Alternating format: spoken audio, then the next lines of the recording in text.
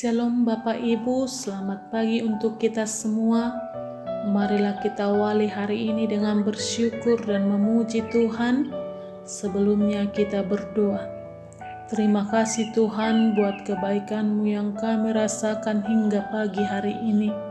Sebelum kami melanjutkan kegiatan kami sepanjang hari ini, terlebih dahulu kami disapa oleh firman-Mu.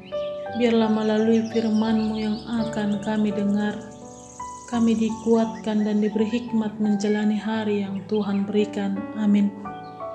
Firman Tuhan bagi kita pada hari ini, Sabtu 14 Mei 2022, tertulis pada kitab Yeremia, pasal 16 ayat 20. Dapatkah manusia membuat Allah bagi dirinya sendiri?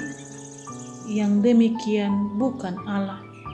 Bahasa Batak, tuk terbaik jel mamabayan akka di bata di ibana, somanang tutu akka di bata nasida. Demikian firman Tuhan.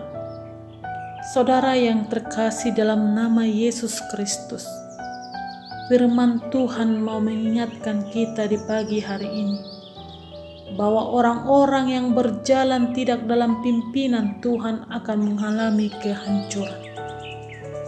Allah yang penuh kasih telah dibuktikannya kepada bangsa Israel dengan banyaknya berkat yang diberikan Tuhan kepada bangsa Israel dan menjadikan bangsa Israel menjadi umat pilihan.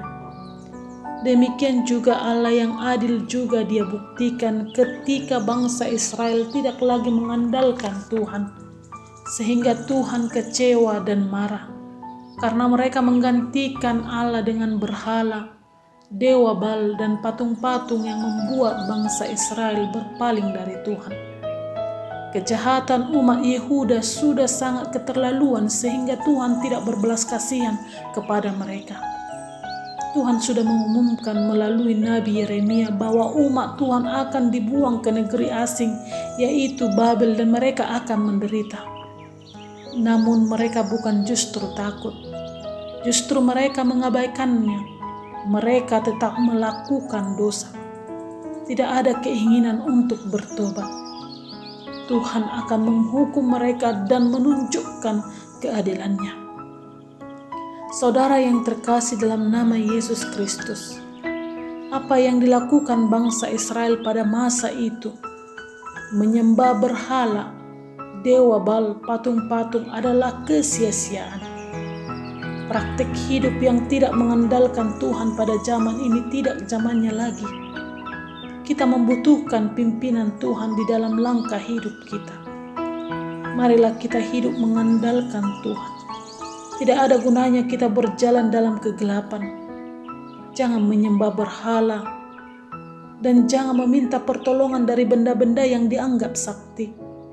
Itu merupakan tindakan yang tidak disukai Tuhan. Dan marilah kita berserah kepada Tuhan. Jika kita hidup untuk Tuhan. Jika kita mati untuk Tuhan. Kita hidup atau mati, kita milik Tuhan.